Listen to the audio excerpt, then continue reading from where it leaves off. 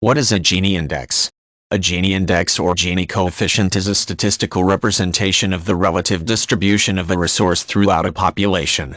Most commonly, the Gini index indicates the degree of equality with respect to distribution of assets or income. The index ranges from values of 0 to 1, with a value of 0 indicating perfectly equitable distribution of the resource. Sometimes statisticians multiply the index by 100, making the potential distribution range from 0 to 100.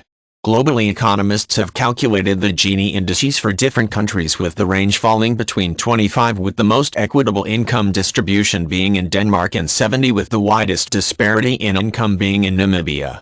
The population distribution of income can be represented graphically by a Lorenz curve, with population percentages on the horizontal axis and income percentages on the vertical axis.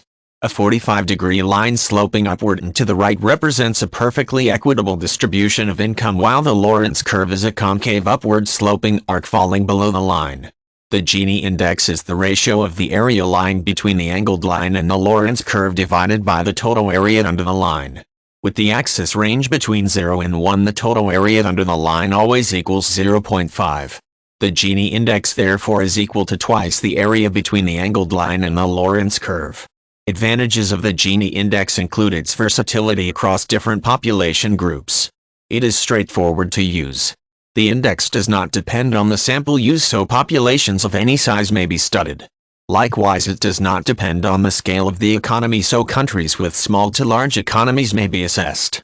Finally, the Gini index does not require explicit identification of the top and low income earners. Even with similar Gini indices, the income distribution of different populations can be vastly different. For example, a population where the top 50% of earners equally share 100% of the income will have the same Gini index as a population where the top 25% shares 75% of the income and the bottom 75% shares 25% of the income. The Lorenz curves, however, have different shapes. If there are differences in opportunity levels or resource use efficiency, the Gini index may understate the inequality. Gini indices reflect a snapshot in time, and they do not take into account changes in income over different life stages. Gini indices may be used to examine trends over time. The first Gini index was reported in the United States at 39.7 for the year 1967. Since then, the Gini index has risen steadily in the ensuing decades to a value of 46.3 in 2006. This trend may be due to the country becoming more economically diverse or due to an influx of poor immigrants, thereby skewing the distribution.